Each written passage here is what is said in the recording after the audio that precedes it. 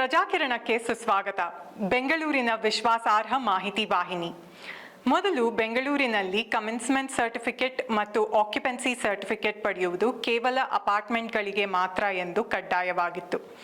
ಆದರೆ ಈಗ ದೊಡ್ಡ ಬದಲಾವಣೆಯಾಗಿ GBA ಗ್ರೇಟರ್ ಬೆಂಗಳೂರು ಅಥಾರಿಟಿ ಎಲ್ಲ ರೀತಿಯ ನಿರ್ಮಾಣಗಳಿಗೆ CC ಮತ್ತು OC ಕಡ್ಡಾಯ ಎಂದು ಘೋಷಿಸಿದೆ. ಆದರೆ ಕೆಲವು ವಾರಗಳಲ್ಲೇ GBA ಭಾಗಶಃ ಸಡಿಲಿಕೆ ನೀಡಿದೆ. ನಿಖರವಾಗಿ 1200 ಸ್ಕ್ವೇರ್ ಫೀಟ್ ಅಡಿ ಸೈಟ್ಗಳಿಗೆ ಪಾರ್ಕಿಂಗ್ +3 ಮಹಡಿಯ ಕಟ್ಟಡವಿದ್ದರೆ CC ಮತ್ತು OC ಬೇಡ. ಆದರೆ 1 ಹೆಚ್ಚುವರಿ ಮಹಡಿ ಮಾಡಿದರೆ 2 ಪ್ರಮಾಣ ಪತ್ರಗಳು ಕಡ್ಡಾಯ.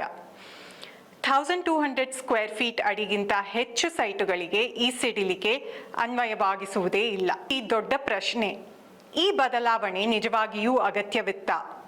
ಮತ್ತೊಂದು ವಿಚಾರ, ಈ ನಿಯಮ ಸಂಪೂರ್ಣ ಭಾರತದ ಮಟ್ಟಿಗೆ ಅನ್ವಯವಾಗುತ್ತಿದೆಯಾ, ಇಲ್ಲವೇ ಇದು ಕೇವಲ ಬೆಂಗಳೂರಿಗೆ ಮಾತ್ರವೇ? ನಿಯಮಗಳು ಸುರಕ್ಷತೆ ಮತ್ತು ನಗರ ಯೋಜನೆಗಾಗಿ ಮುಖ್ಯ.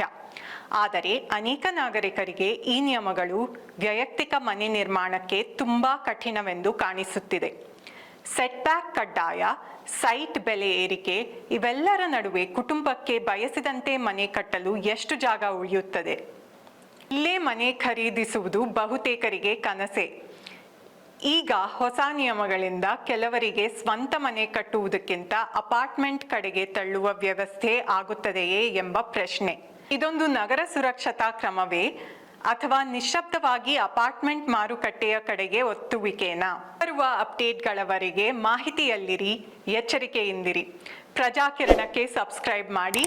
ಇದು ನಿಮ್ಮ ಧ್ವನಿ, ನಿಮ್ಮ ಬೆಂಗಳೂರು.